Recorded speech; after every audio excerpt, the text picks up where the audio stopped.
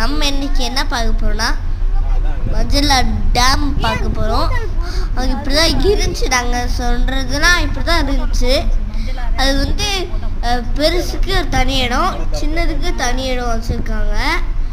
அதுவும் பார்க்கலாம், வாங்க பார்க்கலாம். இது வந்து குட்டி மீன் குட்டிக்கு பெருசுக்கு இது காட்டுறோம்.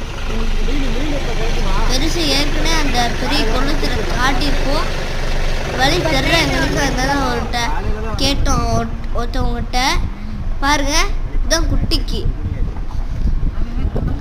வளர்க்குறாங்க. குட்டியை தனியாக